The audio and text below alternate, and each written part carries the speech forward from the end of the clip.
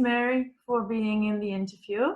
And for anybody who doesn't know Mary, Mary is a hypnotherapist and metaphysical teacher, researcher, author, and an international speaker. And the most important, what I think, is you're founder of the Australian Close Encounter Research Network. And I know you have researched and more than 3,500 cases, and where you found out that extraterrestrial encounters are a global phenomenon. And this is evident in the new humans referred to indigo and star children. So I'm really curious, have you researched mostly children, or was it also a lot of adults in your career? To be clear, it started out with adults. Yeah. Because it was adults coming to me with experiences with these intelligences, these non-human intelligences, with experiences about being on spacecraft, with experiences about waking up with marks on their body, feeling different, becoming a lot more psychic, and also then saying that their children were having experiences as well. And that's how it became a focus on the family rather than just the parents. I was seeing many children and hearing about many children, even as young as, 3 or 4 or 5 years old, describing beings that they called special friends that were coming to visit them and to teach them things. So it started out as adults, but ended up being the whole family. Wow. And when did you start out doing this? Like, how did you come into this type of encounters? Well, it's, my background is I was a nurse and I was a midwife, but I ended up learning counselling and working in a medical practice in England before I came to Australia. When I came to Australia, I stayed with the counselling and worked with grief and bereavement counselling, hospice, and I was finding people had sometimes experiences out of the normal understanding of experiences, spiritual experiences, seeing spirits or whatever. But when this happened, when someone came to see me about 25 years ago now and said to me, Mary, I hear you're open-minded. For this, there are no support groups. For this, they just think you're crazy. And he told me about experiences. And he told me that he woke up with marks on his body, that his partner was having experiences, the children were having experiences. They were very frightened. They didn't know what was going on. And could I help?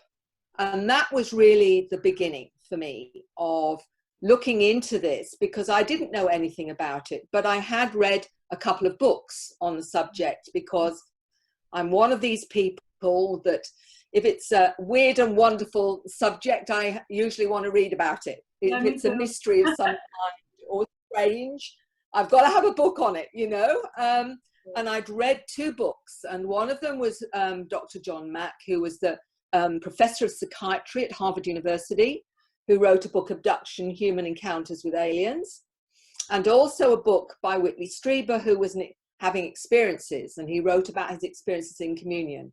So I'd read those books only a few weeks prior to this gentleman coming to the door. And thankfully, it helped me understand a little bit more about this and what was, a possibility. And of course, the more I went into it, the more I explored it, the more I realized how many people have this experience across the globe.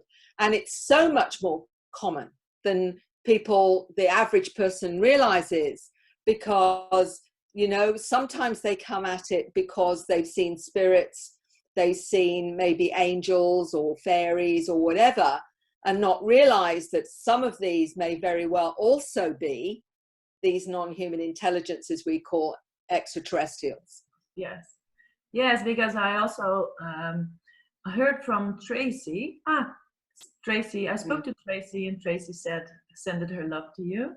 And I think I read a document of Tracy where, I think it was Tracy, yes, that the beings coming in your dreams or coming in your vision, they project themselves as a vision that you know. Mm. So mostly they are a being of light, Mm. and they are a being of frequency. Mm. So can you explain a little bit about that? Do you know anything about that? That how I they do. come to you in a Yeah. vision or in your sight? Some of the research that in recent years belongs to an organization that I'm a co-founder, and that's the Dr. Edgar Mitchell Free Foundation. And we did a survey of 4,200 people globally, 600 questions. And one of the things that came from that was a book called Beyond UFOs with all the statistics. And one of them, they said that we discovered that 25% is physical, but 75% is out of body in the dream, in the dreams. 75% is when you see mostly these intelligences and these beings. And we're not just talking about solid extraterrestrials. We've got interdimensionals, extra dimensionals, transdimensionals, and beings that come from our future. So we've got a whole range of intelligences that people can interact with, and they will present themselves in a way that that person can relate to. So they may be a physical form that feels safe to them, like a spirit guide or an angel, for example, or a being of light. Yeah. Have you had it before yourself? I haven't had the traditional recall of being on a spacecraft, but I communicate, if you like, through my consciousness with intelligences that I call my non-human team, if you like. Some would call them your spirit guides, some would call them whatever feels comfortable or feels safe for you. But that's been something I've done for many years. And I believe it's a natural part of our species to be aware and to communicate with the non-physical realm. I think that is very much part of who we are and what we are. There is nothing crazy about it. There is nothing weird about it. It is a normal part of who and what we are as a species. Yeah. But that's because we are programmed in movies and politics and religion that it is crazy and it's only possible in movies. And that's why everybody believes that it's not possible, that we are the only planet in the universe and that only this dimension is real. And I see recently that many more people are opening up to this, and I'm very happy that people become open-minded more and more. And I see a big difference since 2012. And so I see the consciousness of people growing so fast. And my interest also is that I read in your book, The New Human. This is one of my favorite books I've read in a long time. So for anybody who is interested in raising consciousness and the DNA that is changing in our bodies, I really recommend taking this book. But what I read in this book is also, you spoke to scientists who found out that our DNA is not as what the scientists told we have, or how it is in their body. And I'm also fascinated about that, about our DNA changing now, with our consciousness changing, and how it started in our body. So I'm really fascinated that you tell me something more, what you want to share with us, for the people who don't know this subject. Well, I'd like to say it's really important because of my medical background as a nurse and a midwife. It's important to have the tangible 3D physical understanding of why these intelligences are interested in us and why they are at the moment activating our DNA. And what I learned through people like Dr. Francis Crick, who was co-founder of the DNA molecule, he said that he believed from his research into our DNA that we had been intelligently designed, that it wasn't just indigenous, the indigenous DNA, that were additions and changes to our DNA. he's not the only one that has seen this, but he's the one I mentioned primarily. There are many others that have seen inconsistencies in our DNA. Yeah. We also know that indigenous tribes have said that their gods have told them that they have put something in our DNA. The Dogon tribe, for example, says that the Numo, the gods, have added to human DNA. And I believe the gods of old were really another name for extraterrestrials that were adding their DNA to human DNA. And there is understanding from some that we may have as much as 12 different inputs of extraterrestrial DNA in humanity, perhaps even more. Yeah. So then you have to say, so are we hybrids? Yes, we are. I believe we are all hybrids. And we're a hybrid human. And the reason so many people who have encounters start to say, I feel I've come from the Pleiades, or I feel I've come from Orion, or I feel I've come from Sirius, is because I believe that part of their DNA is being activated, right. And they're connecting then to that species of extraterrestrial that's added to human DNA. Yeah. Because what's going on now, and many people are feeling it, is that they are changing. They are changing and become more activated. They're becoming more aware, more psychic, more intuitive. They're seeing beings. They're seeing orbs of light. They're seeing energy fields. Some of them are having downloads of symbols, scripts, artwork, language, the light languages. And this is all happening as they get kind of switched on to their that non-human part of their DNA. And there are many ways that frequency is being activated. So one of the things science can't understand is that we have what they call the junk DNA, which is, they don't know what it is. Yet 95% has been called junk DNA because they don't understand it. My sense is, and those that are looking into this, that's the DNA that we've got from these beings that have added to our DNA, and it's getting switched on. It's no longer dormant. It's being activated by frequency. And this is, the important thing. What's the frequencies coming in? Well, the frequencies are coming from different planets and the sun, but there are frequencies coming in by these light languages, by the music, by the symbol, by the artwork, the sun. So it's a whole combination of frequencies, including the new human aware generations that we're calling, indigos, crystals, children of light, or whatever. But also we are labeling them because they're different as ADHD or Asperger's or dyslexic, when in fact what they really are is just wired differently to the rest of us. And I think there's a good reason why that is. And do you know what the effect is of all the medications they get now on their consciousness? This is the big... On a deeper level. Absolutely. When we are, or at least the medical profession, is putting out these drugs, such as Ritalin, and getting children of, 4 and 5 years old in some cases, blanket drugs, with no real sense of what the outcome may be, to me is horrendous. Is absolutely horrendous. Yeah, I think the same. Yeah.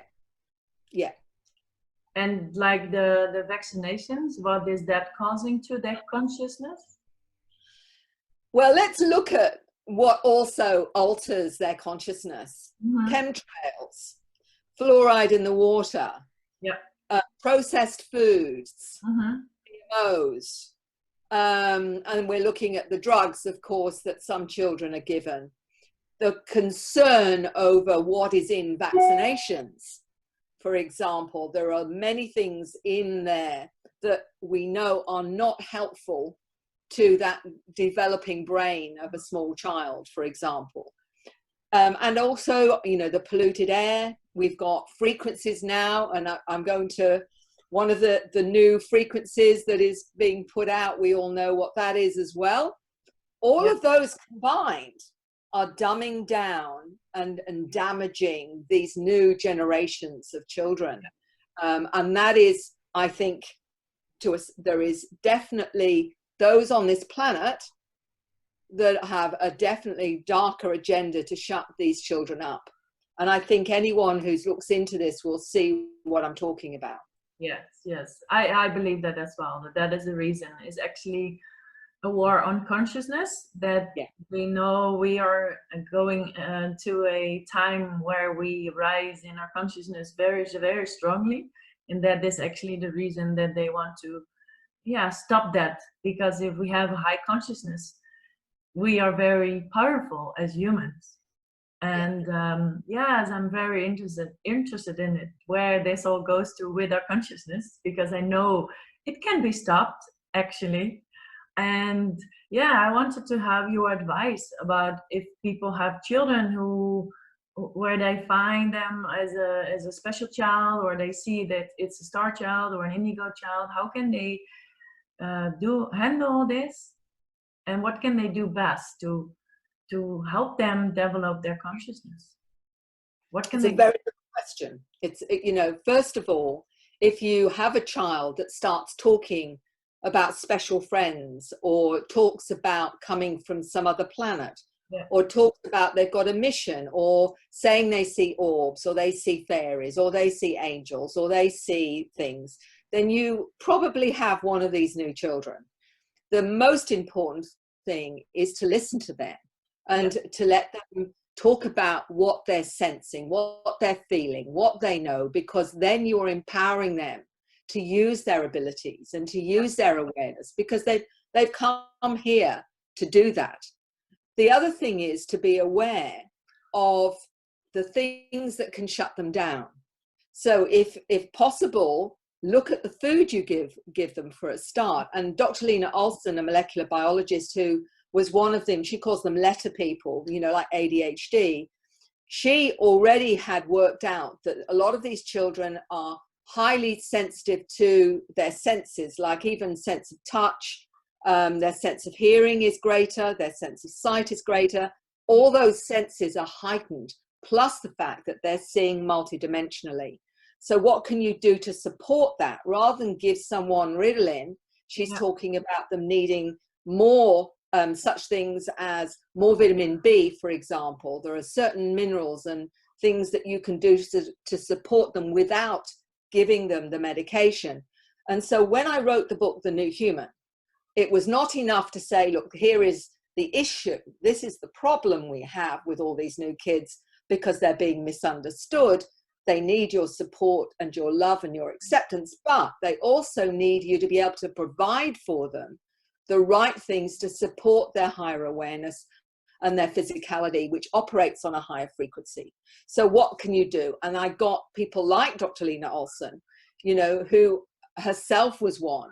What did she use to stabilize herself and her children with the right kind of diet? And she talks about that in the book. She talks about what you can do in terms of looking at the food that's not polluted, and the GMO stuff, organics. She's talking about minerals and vitamins and all the kinds of things that you can support their physical body, as well as, you know, it's so important we look at. And also with education, there are many children that are not doing well in conventional education. So what can you do about that? Well, you try and find the best, most open school maybe you can. And if that's not possible, can you homeschool? Can you, you know, there are options for you if that becomes really an issue, because there are lots of children that don't do well in conventional education because they're wired differently. They don't resonate to a lot of these 3D programming, because many of them will talk about saying it makes no sense to them. And it doesn't, because they're operating multidimensionally, and they're also going on board spacecraft and being taught the true nature of who they are.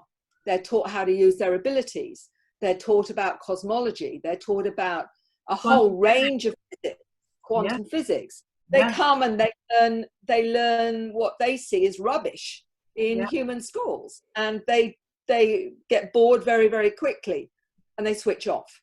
Yeah. So if your kid's saying they're bored, it's because they're probably being given all this other information, and it doesn't fit with 3D information in any shape or form. So How they many, will then argue. how many times have you heard that children say this in your interviews? Certainly, I get it more in the teenagers Yeah. who just say it's like being in a prison. Mm-hmm. They don't understand. They have no awareness. And I remember one 12-year-old telling me that when she's in the classroom, she has a little being standing there. And when the teacher's saying things that aren't correct, the being will say, don't listen to that. This is the information you need, or whatever. So some of them are having that kind of support, you know, from the non-physical realm. But also, you know, the children will say that about them going to school on spaceships, or being taken somewhere where they're taught how to use their abilities. So it's very hard for them when they go to a human school, because they see it as really very boring a lot of the time. And so they switch on. Yeah. And have you also experienced before that these children are being labeled as crazy or any other type of stamp they get? One of the things that concerns parents who are aware their children are having this kind of experience is they're talking about it. Because if I remember an 8-year-old telling me how he remembers going up on board craft with 2 of his school friends, and he explained that they were learning how to use their mind and manifest and learn complex subjects. And I said to him, do you share this with your school friends, the ones that are there with you? And he said, I wanted to, but mum wouldn't let me. And his mother explained the reason for that was she was afraid that if he starts talking about this at school, then he's going to be ridiculed, or he's going to end up with problems where some psychologist or whatever is going to come in and say, this, your son's got a problem, or whatever. That is the whole problem, is modern psychology doesn't allow for us to be anything more than 3D. It doesn't allow us to have spirit, doesn't allow us to be multidimensional. So any experience outside of that, immediately you're going to have problems with the conventional narrative, which says we are only a physical being. Yes. I also know quite a few people who don't believe in life on other planets or other dimensions. So for me, I'm also used to labeled as maybe a little bit crazy, or thinking differently. But I also believe strongly about what you say, what you've written in the books is truth. And I feel it from since I'm also young, I think 12 years old. I also felt that what is being told to us in schools is not correct. So I also was very young believing, okay, this is not the truth, what they tell me. So it was also very, how do you call this? Making me confused as well, that, okay, what is the truth? So that's why I also was looking for what does feel right to me. And this book of You, the New Human, really felt so good reading it, that I saw, oh my God, this is real. Many people feel this as real, and they really experience it. So for me, it's incredibly beautiful to feel a connection to this is real. You feel it in your body, you feel it in your heart. It's like a coming home of, okay, now I feel the real story. Yeah. So maybe advice to people who are also in this mindset of this can be true.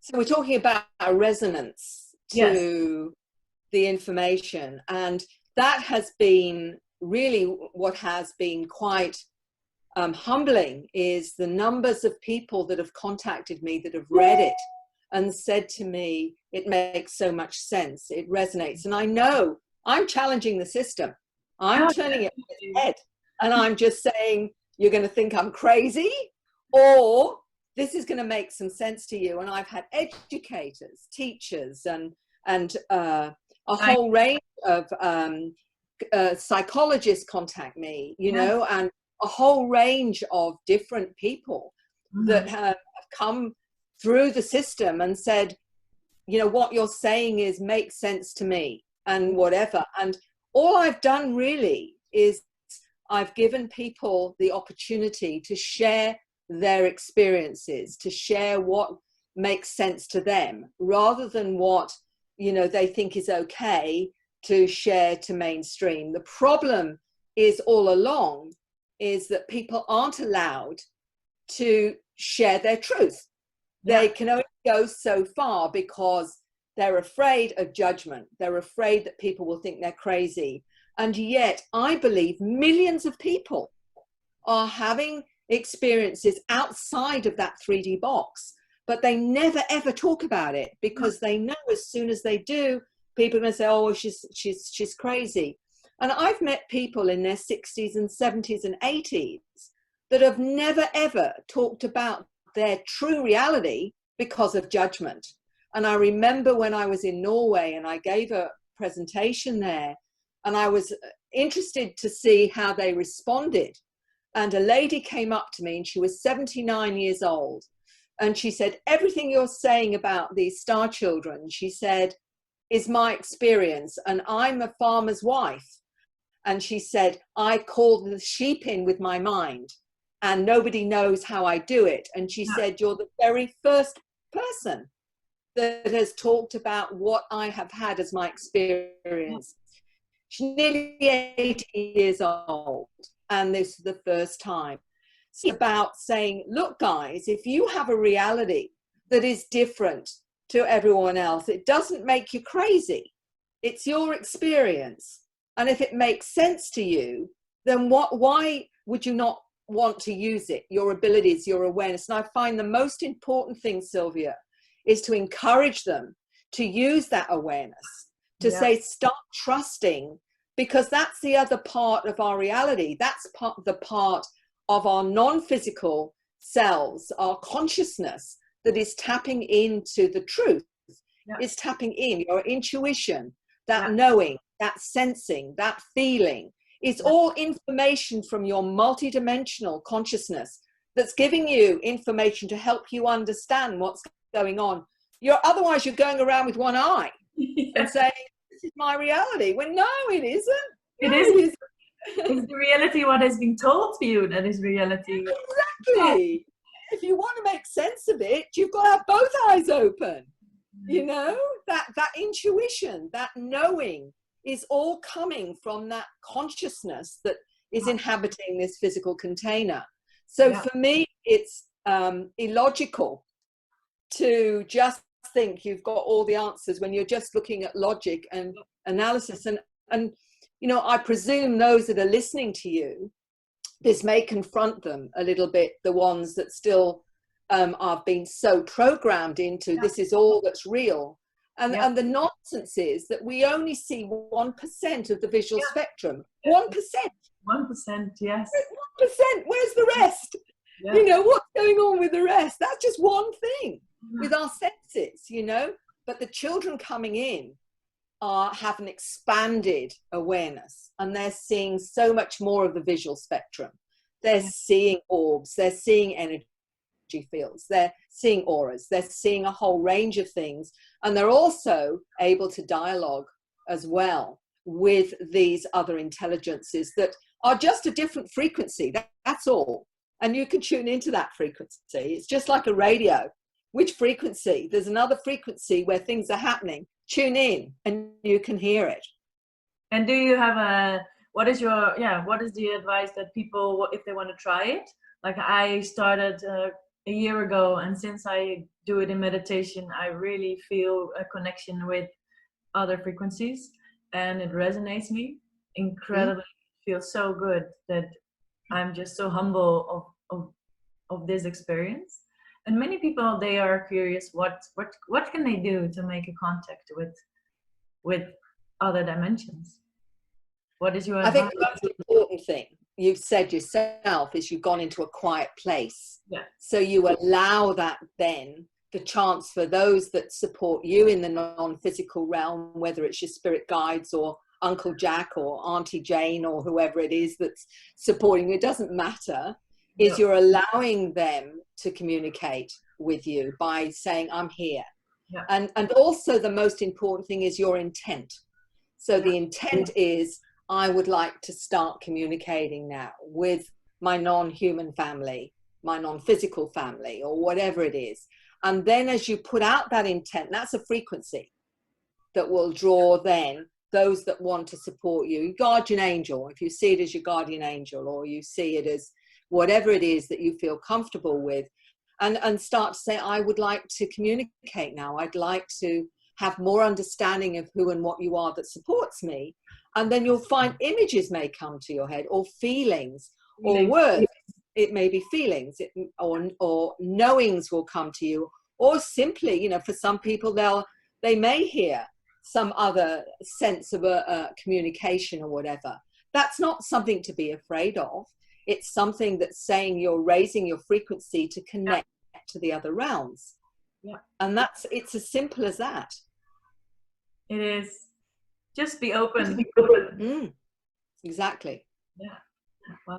And what do you, yeah, I'm just curious about what the news. Have you seen the news about the last couple of days that the mainstream media now comes up with UFO sightings suddenly? So they prepare the mainstream for contact or anything. What they, of course, many years knew, but now suddenly we're ready to know. Look, this whole nonsense about them. What is it? Is it still something? They have known for many years the truth of all of this. I mean, you only have to go out at night and look at the stars and say, really, we're the only intelligent life when there's all of this? I mean, it is so illogical, as Spock would say of Star Trek. I think he's great. But the bottom line is that I think what they are preparing the mainstream, I think, for more of this reality, even though I think more and more people already are coming to realize that they're not being told the full truth about, you know, these intelligences anyway. But there's lots of, what's great about the internet now is that people are putting up, you know, so many photographs, so much video of craft they're seeing, multiple craft all over the globe. And these are everyday people that are saying, oh my goodness, what's that, or whatever. So these intelligences are really making their presence felt. And I think that's why we're getting the government, well, one of the governments to say, oh, we think this might be a UFO, or this might be, and I'm going, yeah, right. So you're finally, you know, we know all of this, but you're finally putting it out and saying, oh, it might actually be real. Yeah, what can you say to that? Yeah, for many, it's not really a shock anymore. It's like, really, they're like, really, now you're coming with it? Well, for 50 years, they said it's bullshit. It's weird. It's like a movie where we're in what the government is playing. Oh, it's all a game. And I was talking to a 10-year-old a couple of weeks ago who said that he gets visited by the beings of light, and he comes from a planet of light himself. And he said where he comes from, they instantly manifest. He said it's very hard on planet Earth because he said the trouble with Earth is it's a bit of a game and it's harder to manifest here. But I asked him about what was going on right now, and he said, Mary, this is a reset. Yeah. This is a reset. And I thought that was a very interesting thing for him to say about what's going on with the planet right now. And I think people are waking up, and this is going to be, I think, a major part of the reset of consciousness. Yes, definitely. I listen also to Dolores Cannon. You probably know about her as well. And also read a couple of books of her. And then when I started reading her books years ago, my complete view of reality changed completely. And then now I'm never shocked anymore of a story of people going into hypnosis. And They also told that we are in the shift of changing dimensions. So we're going from the third to the fifth, which never ever happened before on a planet, that the whole planet shifts to another dimension. So this is really something big, what is going to happen. And everybody said that the gurus, the Indians, the prophecies, that we're going to an amazing time of that the whole planet will change completely in how we live, how we interact, how we work, how we think, how we feel. Everything is going to change. So what is your view on where we're going to? What you all heard about the children who know this already? That is something that comes up from many different sources. Yes. That this is about a shift in consciousness, and that we're going to another level of awareness. And you know, Dr. Lena Olson, her understanding from her connections, because she also is very intuitive, and she said she was shown that we were separating out into two frequencies, low frequency people and high frequency people. And the ones that choose to be the high frequency are the ones that will go to that other level of reality, which is really what it is, another level of reality because of the frequency.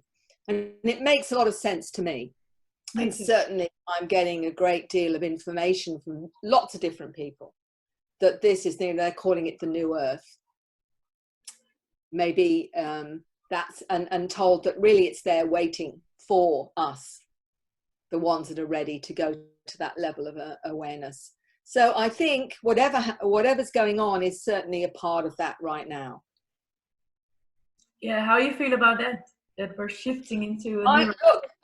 I feel I've come to this planet to help, and I've come to help change things along with people like yourself and so many others that are here to bring, you know, that's part of the mission, isn't it? And the children talk about the mission. Yeah. So I want to see this happen. You know, I've come here to be part of it.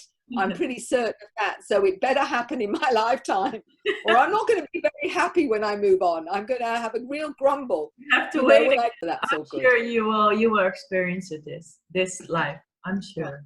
Okay. Well, thank you for your time, Mary, because I have all the questions answered by you. And I'm very, very happy. I will put a link in my description box for the book about the new human, because I think this is my biggest advice to people who want to know more about what is coming, or about another reality, and about the children you interviewed.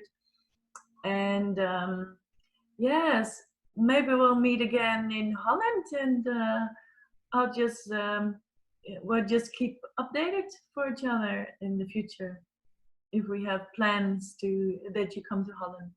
Because if you come to Holland, I will definitely spread the word out in my audience, that anybody who is interested can speak to you or listen to you in the lectures you do all over the world.